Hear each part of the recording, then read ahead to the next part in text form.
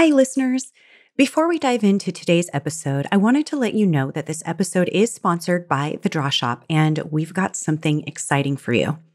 Let me ask you something. Have you ever been asked what you do? We all get asked this, right? Have you then answered and then got the response of totally glazed over eyes or just the look of someone politely smiling but definitely not caring? It sucks. I know, I've totally been there on both sides, actually. That's why my team and I at The Draw Shop now offer a service to help you perfect your elevator pitch so that people immediately understand how you can make their life better and so that you can use this anywhere in your marketing. It's the single statement that compels your prospects to take action right away. Here's what happens. You meet with an expert copywriter on our team to define the problem you solve, how you solve it, and the transformation your customers experience after working with you. From there, we'll turn that into a short and sweet elevator pitch just for you and create a compelling one-page visual story to help the world better understand your business and how you can help them. For a special limited time offer, we are offering you this service for 1/3 the usual price, valued at $1,500. Yep, 70% off. Again, this will only be available for a limited time, and we've already seen incredible results with our clients changing this one single statement. So to get your word perfect pitch today, head to www.thedrawshop.com/elevator pitch now. That's www.thedrawshop.com/elevator pitch. Okay, let's get into today's episode. I'm guilty of always getting stuck because I want it to be perfect. I want it to be so awesome. When what I should have been focusing on was instead taking the right path to doing it the right way, and then being okay if everything wasn't perfect.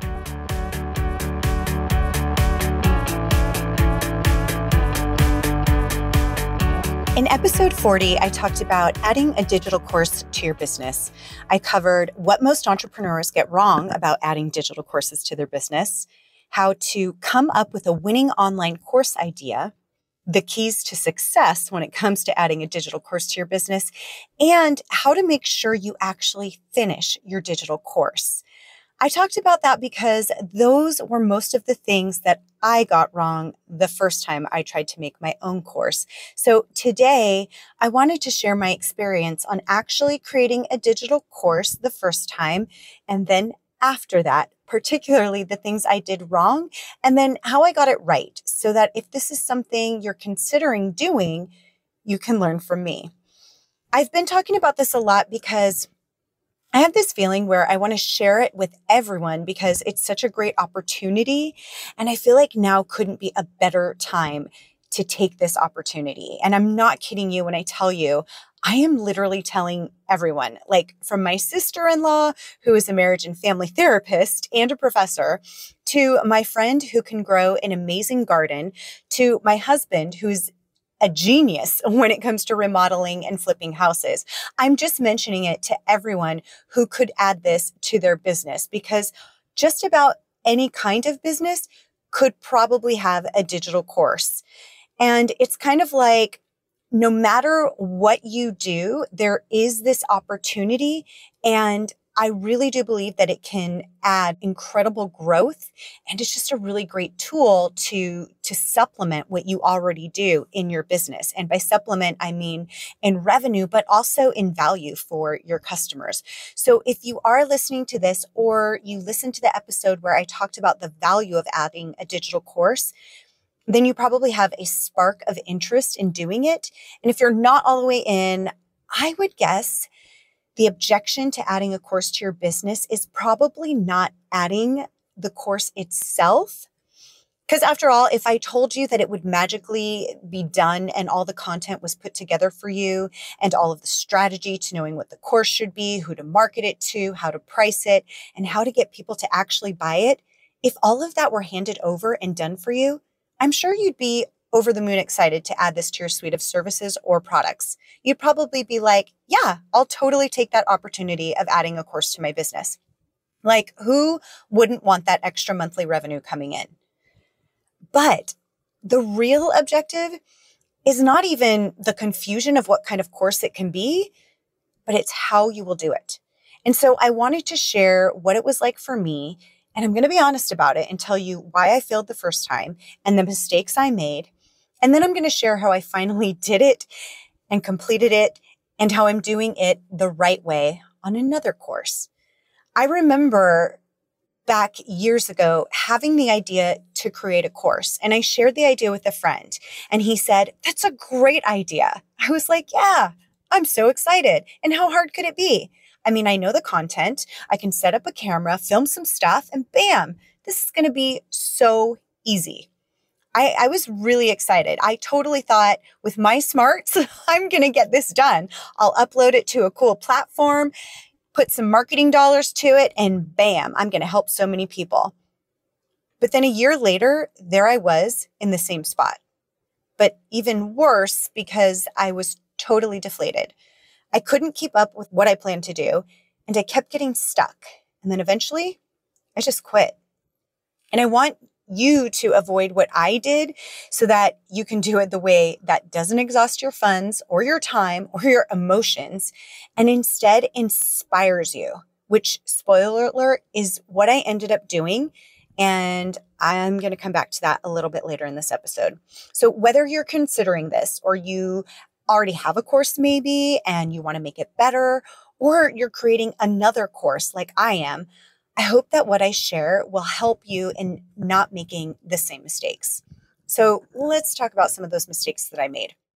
The first thing, I did it on my own, or at least I thought I could do it on my own without any guidance. It was just kind of like, I'll take this on, I'll write out all the content, I'll plan it, and I'm just going to do it myself. And it's not even going to be that hard. And I can probably get it done within a couple of weeks. The truth is, the first time I really thought it would be a lot simpler than it was. But once I dove into doing this thing and doing what I thought was right, I was totally stumped and got deflated. What I needed was step by step, but I needed it from somebody who'd actually done it and had a proven method. Yes, I could probably go onto Google and figure it all out and do all this research, but things would then pop up, and there were things that I thought I knew about, but didn't quite know about, didn't know how to put together. And there were so many different aspects to it that I realized I just didn't know. And that's what threw me into a tailspin. That was rough. And I'm sure you know that feeling of overwhelm. When you get an idea, you can see what it's going to look like in the end, and you think that you can just get there so easily. But the truth is that we need guidance and we need help. And that's not a bad thing. The next thing was that I didn't validate my idea with my audience or my ideal customer avatar or my community. I just dove in blindly and started creating content that I thought would be so valuable. But it turned out it actually wasn't the thing my audience was asking for. And that is so important, is to really understand what is it that they need. Oh, the next mistake that kept me stuck, I wasn't even excited about the topic, and I should have been. My first idea to building a course seemed like a no-brainer. I thought I had this thing, it's part of our process, and it's the thing that I'm going to teach my audience and teach other people that maybe aren't customers, and they're going to love it. And part of it was that I knew it was valuable. I know that it's valuable because I've incorporated it into my current course, but just being a standalone didn't get me as excited as I dove into it. As I dove into it, I just wasn't lit up. And I realized that it was the idea of having a course that excited me, but not necessarily the topic that I chose. The next time around, after I validated it, and after I really realized what I loved about my own business, that's when I got excited. I knew it because it excited me doing it in my own business. It excited me to talk about it with other people, to implement it, and to help others with it. And so my course is on building sales funnels, and I love doing that because there's just so many fun aspects, and I love marketing, and there's so much marketing in it. And that is fun for me. So Being able to create content where I'm so excited and I get it and I know how it can really help somebody, that lights me up. So it was a big mistake the first time when I didn't pick something that lit me up. Now, it's not everything to me, this topic. It's not like, oh my gosh, this is the thing that I'm most passionate about in my life. No, I have other passions, but it was something that got me excited to build. And that's what matters when it comes to staying motivated. I'm excited because I can teach it. I'm excited because I know how it works. And most importantly, that it does work. And here's the big thing. It will get my students from point A to point B. It will take them where they want to go. And that's what people want, right? They want results. And when you know that you can bring somebody results, that is exciting.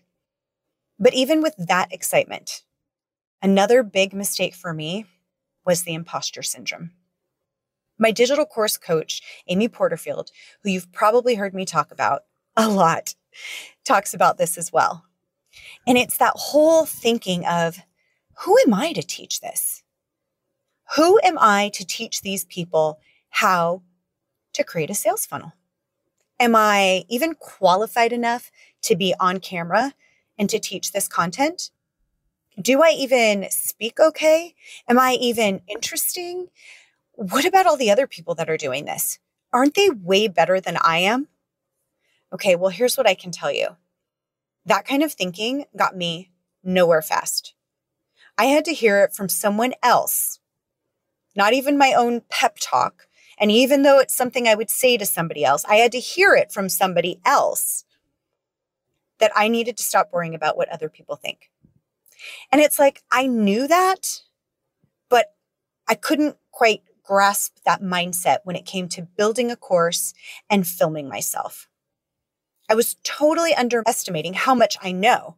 And not to brag, but I actually know a good amount when it comes to marketing and copywriting and building sales funnels. I mean, I've successfully built a business doing this. But still, I would wonder, do people even care what I know or how I did it? And here's the truth. Some don't care. Some really do not care. And even if they do, I'm not going to be the person they want to learn it from. But then there are some who are in this part of their journey and they do care. And that's what matters.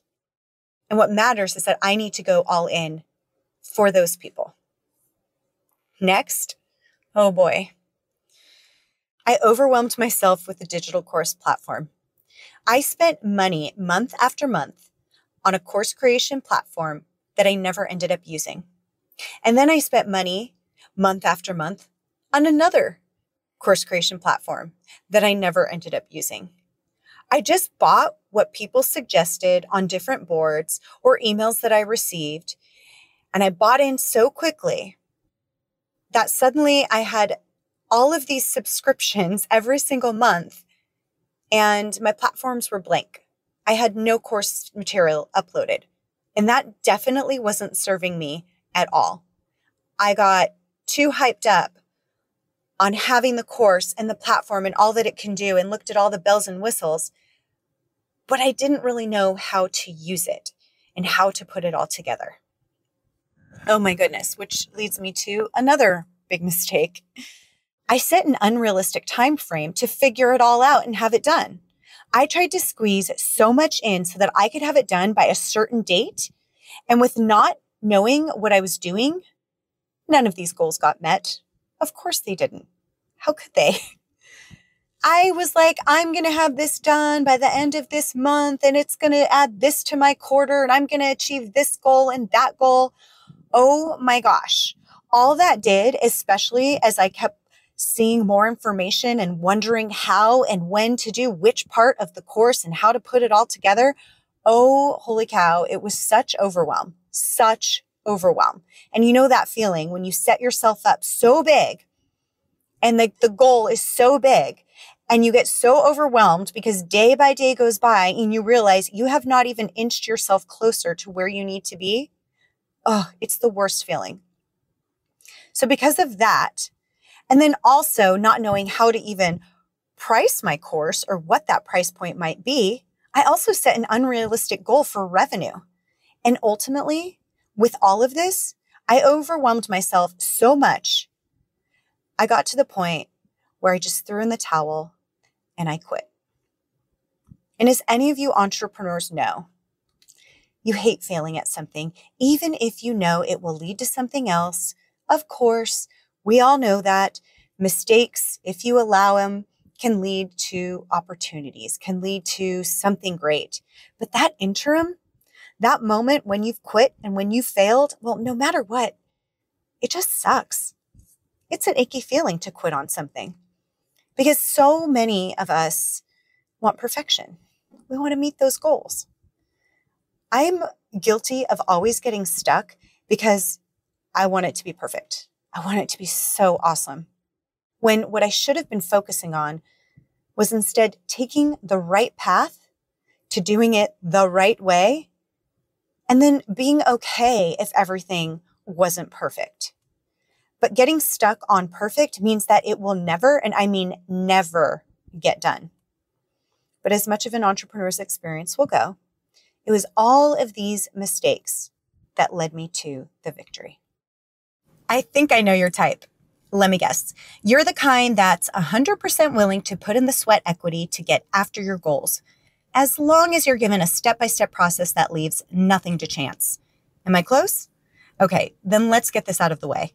If you've been listening to me for the past month, you know I've been talking a lot about my mentor and friend, Amy Porterfield, and how she is the queen of digital courses. If it weren't for Amy, I'd be slinging just another online course because a good digital course, yeah, they're anything but set it and forget it. That's why I'm excited to let you know that for the first time in a year, doors to Amy's Digital Course Academy have officially opened. And I've got a bonus package for you that will help you speed up your way to course creation success. But you have to go to my personal link at thedrawshop.com/Amy to get your hands on it. Joining Digital Course Academy in 2018 turned out to be a game changer for my business. It's a ridiculous deal that she's offering, and that's why the doors won't be open long. So go see what's on the inside at www.thedrawshop.com/Amy. If you're down to chip away at that list with daily baby steps, make sure you hop inside Digital Course Academy alongside my bonus. Wait, Summer, what's the bonus? Well, did you hear my intro today where I talked about how my team and I at the Draw Shop now offer a service to help you perfect your elevator pitch so that people immediately understand what you do and how you can make their life better? It's the single statement that compels your prospects to take action right away. Well, your bonus when you join Amy Porterfield's Digital Course Academy through my link is the elevator pitch. That's right. When you join, I'm going to give you this service for free, meaning you'll get to meet with one of our expert copywriters to define the problem you solve, how you solve it, and the transformation your customers experience after working with you. And from there, we'll turn that into a short and sweet elevator pitch and create a compelling one-page visual story to help the world better understand your business and how you can help them. You can take this exact statement and infographic and use it for your course. I seriously can't wait for this program to change the game for you. Just head over to thedrawshop.com/Amy. And when you join, we will get notice and send you all the details to get your bonus. You've heard me talk about our trainings, and adding a digital course to our model literally changed my life and the growth of my business. This is hands down the fastest way to crush your course creation mental roadblocks. So head over to thedrawshop.com/Amy because it's only there for a couple of more days. Okay, back to the show. The mistakes did become an opportunity. And so now let's talk about what I did right. So just after my first failure of trying to create a course, a friend of mine suggested that I follow a podcast and the female entrepreneur behind it. She said, "You are going to love her." Well, I did. You know, when you just listen to someone and they speak your language, it's like they live inside your brain and then they create content to answer your most pressing questions. They empathize with your overwhelm. They empathize with the things you're battling with in your business. They empathize with the things like imposter syndrome and all the personal stuff that comes along with being an entrepreneur, running your own business, and all the challenges that you face. And then they perhaps geek out on the solutions of productivity and marketing. Okay, so basically, I'm describing Amy Porterfield, right? When I first heard her podcast, I was like, oh my gosh, she's amazing. Every bit of it, every episode had something that I could implement immediately into my business. And that was just the beginning. Then life got busy and I phased out a little bit of listening to the podcast every week because there were other things that I just had to do. And it's not because she wasn't awesome, but it's just because sometimes things in your life take over. So when I first attempted to create this course that I thought would be the biggity bomb, I didn't have a coach. I mean, the thing is I kind of did. I just didn't take advantage of it and I just didn't realize it. Well, after that brilliant idea of a course fell to the wayside, there was an email that spoke to me. And it was an email that was telling me about this free class that Amy was having. Oh, I remember Amy Porterfield. Yeah, look at all this stuff she's talking about. I mean, the email spoke to me like nobody's business. It literally outlined all of the reasons I wanted to have a course, all of the reasons I never finished it. It spoke to the mistakes that I had made, and it pretty much laid out all of the things that I would need to know to do it right. It showed me how I could get from point A, starting from scratch, to point B, having a completed course and launching it, and how to do that. Obviously, when I read this, I was hooked. I was like, okay, hello, I have a problem and you just told me that you have a solution to it, right? That's like genius marketing right there. I was the perfect avatar. Oh my gosh. I needed Amy as my mentor and I was so in. So I signed up and I was hooked again. So as if I already didn't like her, now she's got this class that she's teaching on how to build a digital course. And I was like, oh my gosh, I am so hooked. Long story short, I was trained by Amy in the most simple, executable way, how to build and launch a digital course in my own time from starting from scratch. I can't even begin to tell you how incredible it was because not only did I build one, but I'm now building two. And I want to talk about some of the aspects of it and how I did it and how I felt doing it. So you can kind of get an idea of what it should look like. And it's not going to be exact, but you're going to get an idea of the work that goes into it and how guided it should be.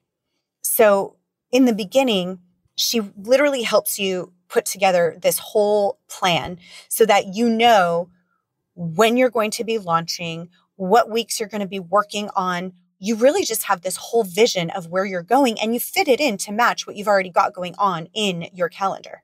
So I took this plan and I scheduled everything. And then I followed this plan step by step.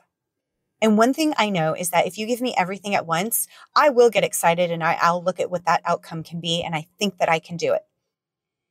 Visualizing the outcome isn't the problem. It's getting overwhelmed. That's the thing that would stop me. And I discovered that I would get way more done by scheduling less into my days and weeks to move this forward, not having so much pressure to get these pieces done. So that meant not trying to crash course it into 2 weeks, but actually dripping out what I needed to do. And that led me to feel like I was moving the needle every day, every week. And that alone kept my motivation up.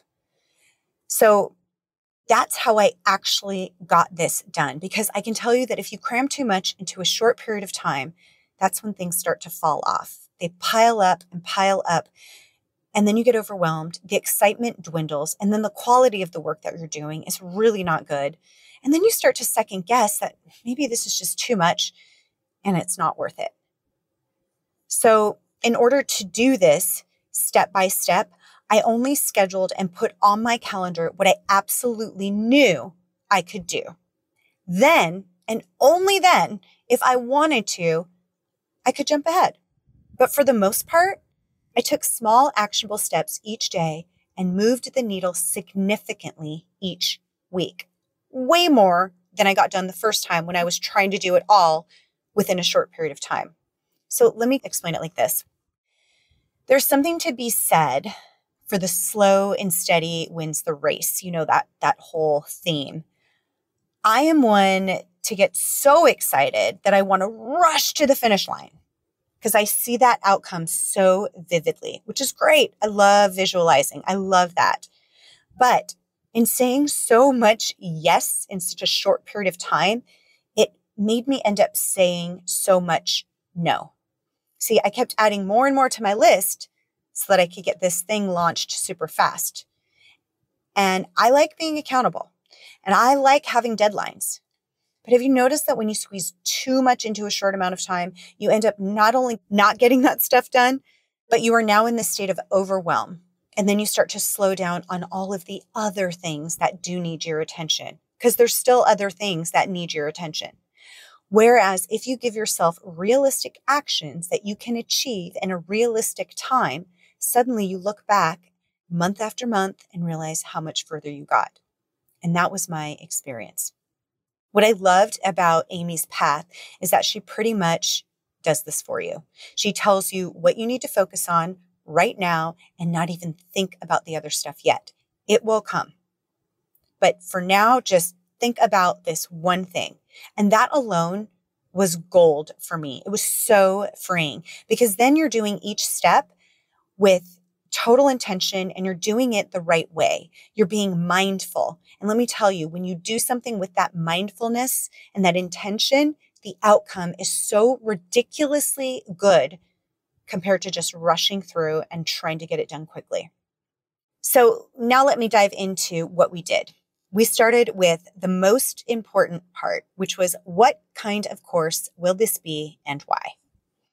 So now I had to decide what the course is going to be. Like, what will this winning idea be? And this was so important because you think you know until you actually go through the process of validating your course idea. And that's when you start to learn so much more. This was the process that made me really learn where the value of my business lied. And it actually helped me learn more about my customers and what their real pains and frustrations were. Once my idea was validated, she then walked me through coming up with a name. And this is huge. And she actually had science based around it and how you phrased it and how the name alone is so critical to getting people hooked immediately and understanding what problem you're going to solve for them. There were multiple formulas based on the type of course. So each type of title was different. But I'm telling you that once you decide and have that course title, you already feel like a winner. You feel like you have accomplished so much and it makes it so real. We then determined what the pricing would be, and that was determined by the type of course it was.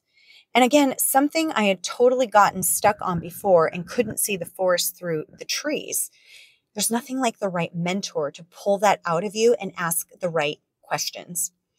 It's like each thing that I ticked off got me fired up to keep going. I love checking things off my list. And it was just like, okay, I'm this much closer to getting it done. And the thing is that when you go through the way that Amy takes you through it, you keep having more clarity, which makes each step easier to do. Okay, so then after that, it was deciding how I was going to teach the content. And I will say this too, you have options. Some people like to do a course and they have it planned out and then they want to teach it live and then maybe they'll record it. Or maybe it's all visual, or maybe it's video and handouts or PDFs, or maybe it's just audio and PDFs. I mean, there's not just one way to do it. And that actually was a really big relief because the two courses I created were actually done differently. And I really saw, okay, this one might be more video heavy. This one's going to have more PDFs. It's just understanding that it's all okay, however you decide to do it, but just knowing what you are going to do. Like, is this going to be mostly video modules or is it going to be audio? I've done all different kinds. I have done courses that were all audio and then they had little handouts. I have done courses that were all video and then there's a live interaction. There's so many different ways to do it, but you don't have to get overwhelmed because she walks you through this and makes it easy for you to decide. This was the point when I really realized how overcomplicated I did everything the first time. I completely overcomplicated everything, and it was so unnecessary. Maybe it was necessary to lead me to doing it this way because I could have kept going. Maybe I just don't see how I would have had a successful course at the end. I don't think that I could have pulled it all together. Doing it this way just kept my brain so much more organized. Oh, and then this part was so amazing. She taught me that even if I had never offered this type of course to my subscribers or email list or audience before, there was a whole way to get them excited when I was ready to launch. And that's really important because there's a lot of people that are like, I've never done anything like this for my customers. This is going to be out of the blue. How will they even care? Trust me, she has a whole plan for this. So this was when she started to introduce this idea of pre-selling before even launching your course. And I'm excited to share this with you because you might have this pressure that you have to have everything totally done. And you want to finish your course. But something cool about pre-selling or having a wait list and having that launch date in mind gets your audience excited. It allows you to get them excited. And then once they're excited and waiting for it, it also puts that fire underneath you and that excitement to get it done. And you can actually pre-sell or get people on a wait list while you are still creating the course. You can even launch the course and still complete your final modules or pieces of the course. Seriously. I kind of want to reveal a little bit more of how I'm doing it, but I also want to see how it all plays out so that I can share a really good success story. That's my goal for this latest course that I am doing, because this will be that first time that I am going to pre-sell and have a wait list. But here's the thing. Regardless of having those final modules ready, I have the whole entire course mapped out. I know what the content's going to be. However, as I drip it out, I'm going to learn from my audience if maybe there's a different thing that I can do, or maybe there's something extra I need to add in those final modules. And I'll know that because I'll get the feedback from my audience as the course is being dripped out. Some people even do it week by week. So if they have a course, they lay out all the modules. And like I said, you could be doing it live if you're doing a weekly live course, or you're hearing what people's questions are and you tweak what that content is so that you are answering those people that signed up. You're answering their burning questions. It's pretty cool. And it also is a way that takes pressure off of you in terms of time, and it keeps you super engaged with your students. I have a schedule for everything in my business. I mean, like our content and our promotions, everything is scheduled out well in advance when it comes to blogs, campaigns, podcasts. There's a calendar for all of the things that we need to tackle and for how it can all support each of the things in our business. And what I love is that you're able to do this when you're creating your course. So just remember that you can do that. You can have it scheduled and you can say, okay, here's where we're going to start to pre-sell. Maybe we're going to give people an early bird price. Maybe we're going to have them just enter in on a wait list so that when it's ready, we can let them know. And I think that that is such a genius idea. And I think it's something that maybe some other coaches don't teach because you think I have to have it all done and perfect. But I think the great thing about it is that you not necessarily perfect it. Nothing's ever going to be super perfect, but you can keep revising it and optimizing it as you go. So there it is. Those are the things that I learned from, the mistakes I made. They're the things that I would have done differently. and you have a high level view of how it all comes together. And by the way, some other overwhelming things might be technology, might be how do I even market? What if I have a tiny email list? These are all the things that Amy covers. And so you want to just make sure when you set forth from going from point A, starting from scratch, and you set yourself on this journey to reaching point B, trust somebody who has done it. Trust somebody who has made the mistakes, because they are going to help you tremendously because they know how to avoid all of those landmines. And I could not have done this without the support of Amy. So there it is. That's it laid out. I super, super hope that you are considering adding this to your business. I really, really do. I just think it's like such an amazing opportunity, whether you are a financial planner, if you are a life coach, if you're in real estate, you're an investment banker, you're a skincare expert, whatever it is that you do, there is something within you that you know better than a majority, a good handful of people. You know it better. And you can turn that into a profit-making digital course. Hey guys, I just want to say thank you so much for listening to this podcast. If you haven't already done so, would you do me a favor and go subscribe and review this podcast? My goal is to continue to deliver you content that will really move the revenue needle in your business and give you up-to-date content on anything else that can dramatically help your business. You can also find us at thedrawshop.com/podcast, where you can comment on the podcast or contact us directly with any issues you'd like me to address. Thanks again. I really, really appreciate you listening, and I'll see you next time.